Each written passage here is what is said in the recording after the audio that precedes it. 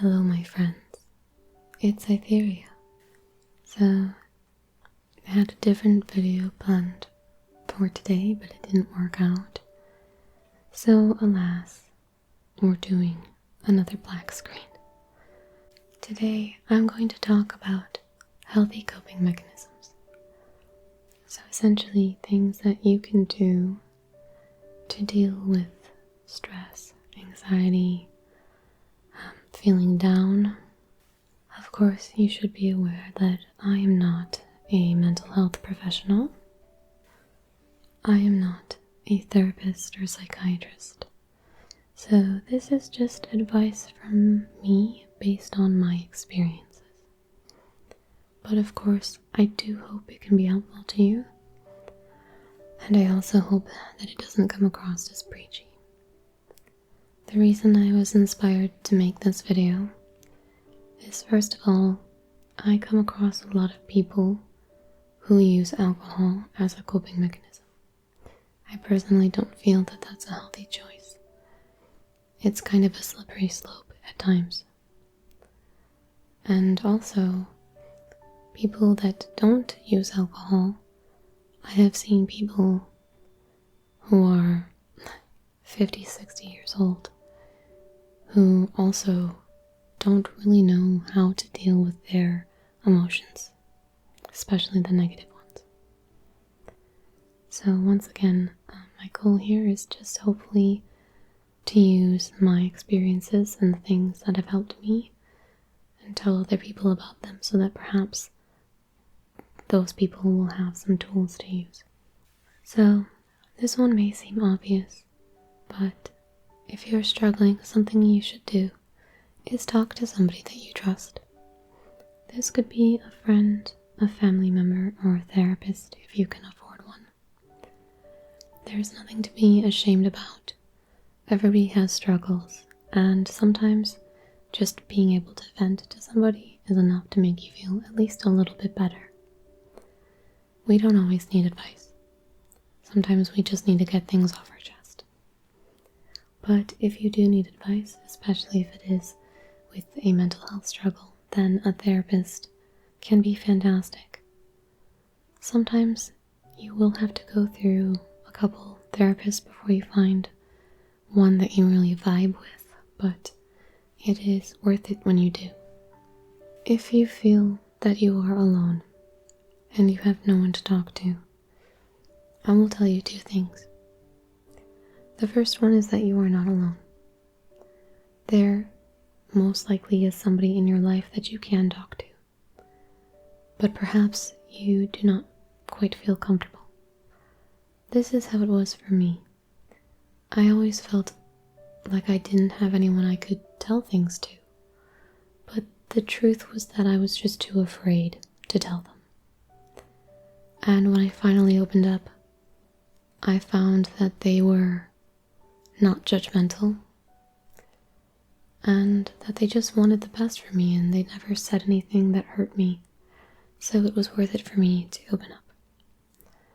The second thing is that there are online resources, there are online communities that you can reach out to. There's also some websites you can try.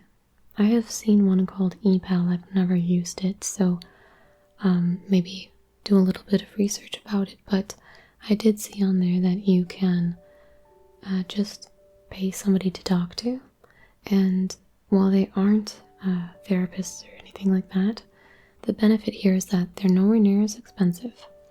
You probably won't even pay $20 to talk to them for like half an hour. And there's somebody who doesn't know who you are. They're not connected to your immediate circle of friends or family, so anything you tell them is not going to get out. Another thing is exercise. This is something that I have started doing earlier this year that I wish I had done sooner. I walk every day. I don't walk that far. It's probably like 3/4 to a mile. Sorry, 3/4 of a mile to a mile. About. Some days maybe a little bit more if I walk twice.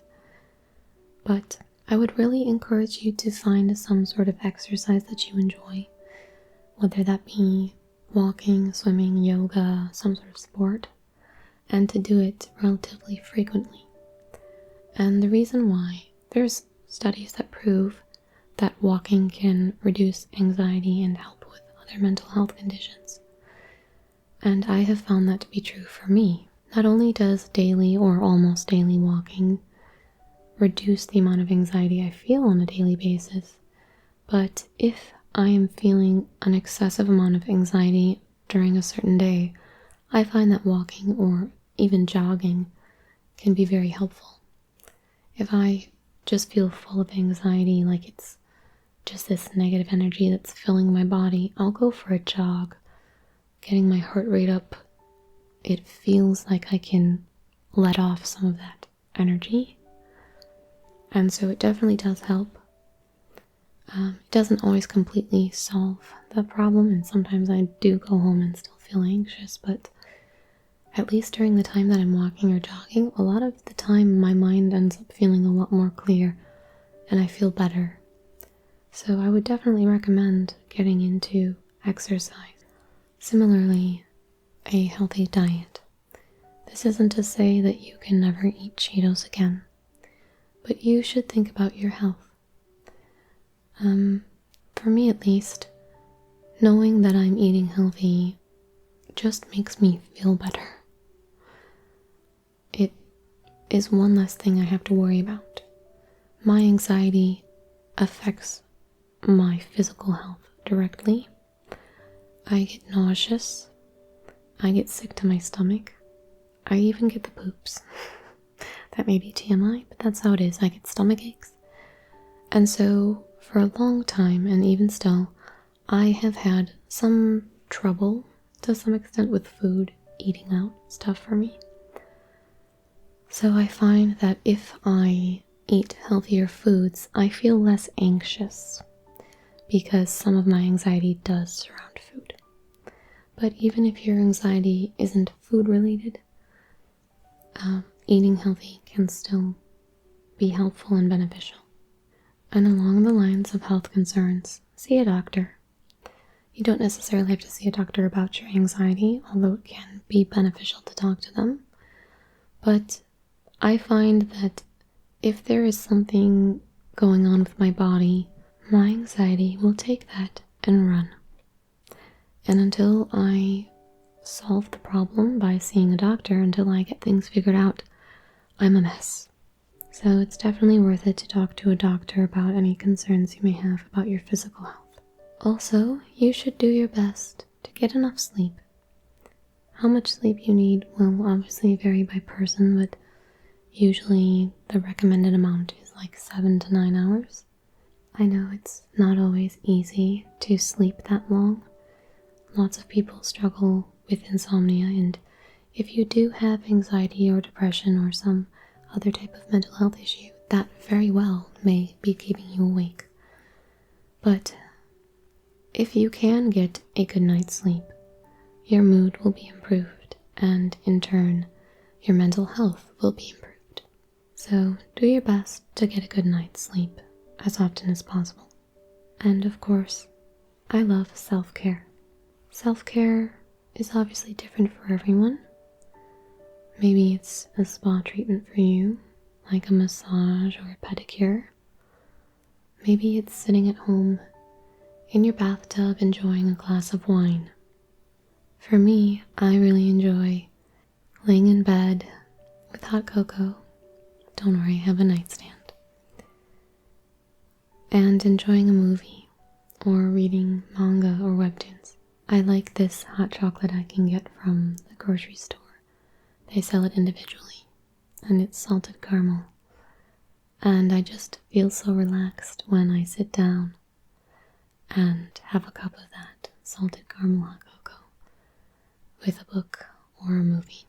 So whatever it may be, find those things that are relaxing to you, that calm you, that are cozy, and do them. I would say try to do them at least once a week, but perhaps even more if you can. I think self-care is very important. We need to treat ourselves kindly, and we need to give ourselves a break. We need to allow ourselves to relax so that we can wake up the next day refreshed and ready to be productive. As far as self-care goes, this may also mean taking a vacation. Take time off of work. So you could simply take time off of work and sit around at home doing nothing. I think that's very wonderful. I love doing nothing. But of course, you could also take an actual vacation. It doesn't necessarily have to be expensive. You could always just stay in an Airbnb somewhere within the state that you live, or do a day trip. But once again, sometimes we need to take a break and do things that are either relaxing or fun. Things that lift our mood. And a relaxing trip can also be good, especially if you're feeling really burned out. You won't want to take a trip where you have a packed schedule and you're trying to visit many places and cram it all in to a certain time frame. That's probably not going to feel good, especially if you've been feeling stressed and burnt out. So it may be better to take a more laid-back vacation where your goal is just to relax and enjoy the scenery of wherever you are. Maybe once again enjoy a spa or whatever facilities are at the place that you're going to. And now, sort of moving away from that self-care stuff, there are some things that you can do, like hanging out with friends. I think that if you have people that you enjoy spending time with, who make you smile and laugh, this will lift your mood and help you get your mind off of the things that are plaguing it. Similarly, trying to find a new hobby. It can be exciting to try something new and find something you like to do and create something with your own two hands and eventually get very good at it. But even if you start off and you're not very good at it, it can still be quite fulfilling just to have created something, especially if it's something you can wear or use. I really like acrylic painting because it's very easy to pick up. Anyone can do it, literally. The first time I did it, I made an amazing painting and I was like, wow. That sensation I had from doing that, I just felt so proud. It felt really good. So sometimes trying a new hobby can be a lot of fun. I would also recommend thinking about volunteering. A lot of us try to find meaning in life. Sometimes we try to find meaning in our career, but struggle to do so because at the end of the day, we just need to put food on the table. We don't always have the luxury or the privilege of working a job that we find meaningful and fulfilling. I personally think people who have a job like that are very lucky. So if you don't, sometimes volunteering can provide that sensation that you're lacking, because you'll know that you're giving your time to a cause that helps people, or perhaps animals, or the earth, whatever it may be. Being able to feel like you have done something meaningful, I think once again is a very positive thing and very good for one's mood. Something I like to do is to try and find beauty in the things around me. For me, especially nature is a big one. Even just walking around my own neighborhood, I like to look at the trees or people's gardens and just appreciate how beautiful they are. I have never really liked winter, but this year, my goal is to find the beauty in winter and to appreciate it. This is my way of trying to be positive and not take everything for granted.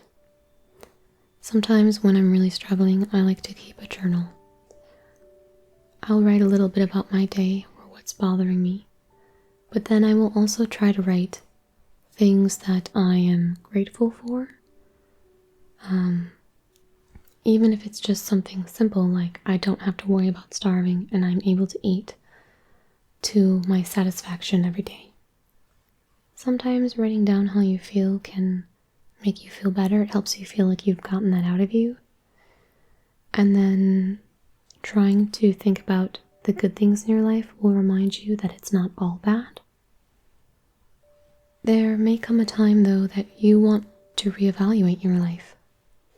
Think about your career, your desires, what goals you have.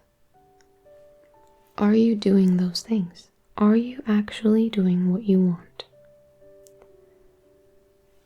And if you aren't, why not? Does it serve you to continue doing what you are doing? Could it be worth it to try a new path?